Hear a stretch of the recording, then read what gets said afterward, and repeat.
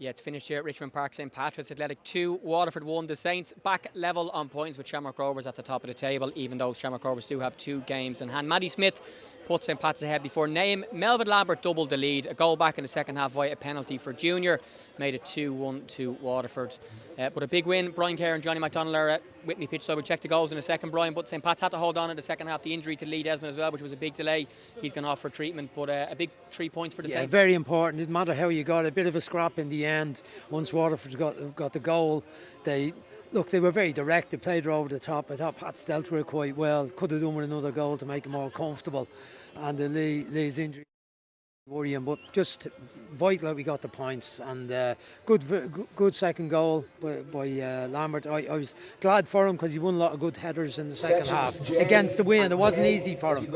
Yeah, let's remind ourselves of the opening goal of the game. Maddie Smith's 8th of the season, which came Johnny McDonnell in the 23rd minute. I think a little bit fortuitous. I think it was Martin that put it back across his own box, and Matty was just hanging out, as I said, at the top of the injury. You'll see him here, he's out of the picture altogether. The fullback has gone really, really tight inside, overcompensated, not able to get there, but he stuck it away well, I have to say. And that was the last bit of action of the match for him. He went off a minute later. It was a decent build-up.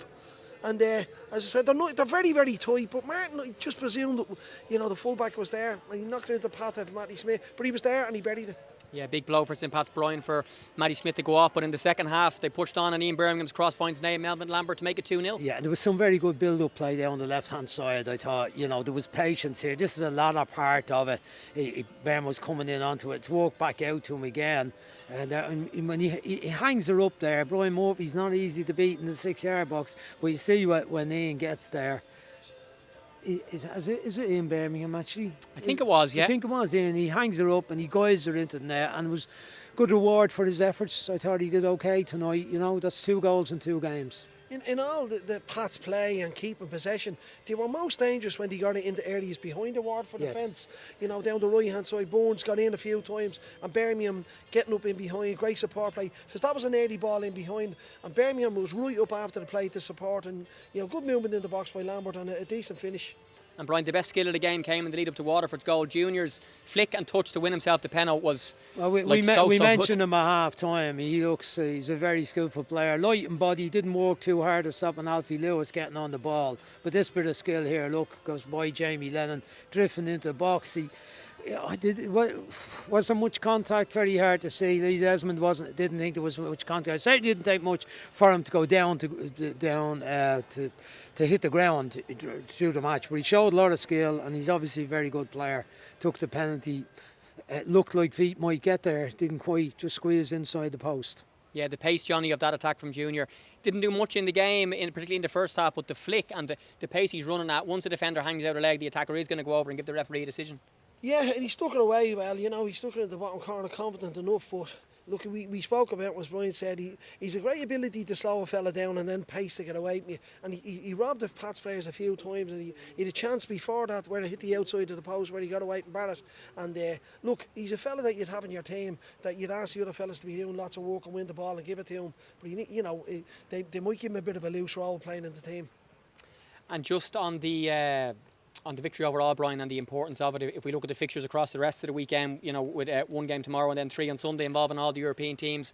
Well, you can only do your own stuff, Jamie. You do your own stuff, get your own points and see how the games. We had a good week last week. The results worked out well for us. We're just having a look at the table, the top 3. Last week, Sligo and Bohemians both lost. Rovers sneaked the win again. We're on 47 points. Is a good total. We're 1 short of 2 points a game, which is quite a good average, and it extends the gap between ourselves and the 4th and 5th and 6th places, which are really important. I think there's a couple of yellow cards tonight, and then obviously with the injuries as well, so that's going to deplete.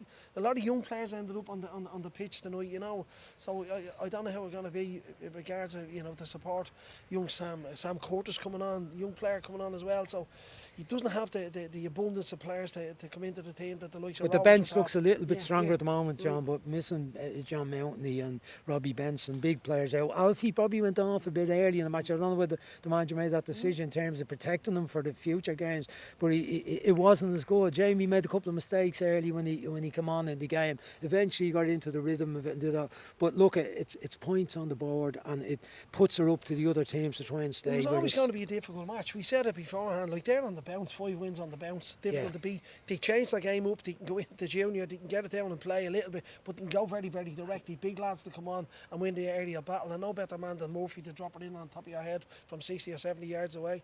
And lastly, and briefly, lads, if you can, you've won a couple of leagues here together, 90 and 1996. Do you see any similarities in this group and what they need to do over the last series of games now? He wouldn't be half as good as us now, fairness. Look, I'm delighted, as I said before the match, they're hanging in and they're there. And I think they're developing as a squad. They're not used to winning. The last couple of seasons have been tough going, but you can see there's confidence developing, the style is good, and they're playing good football, and the people coming to the matches are delighted to see the style of football as well. I think what Stephen is trying to do here is the right thing to do. You know, the players are buying into what he's trying to do, so it takes time. Brilliant to see those young players coming through. The work that yourself and Jared and the other lads are doing to bring them through is paying off. It's marvellous. Great stuff. We always like seeing the young ones getting through the younger teams.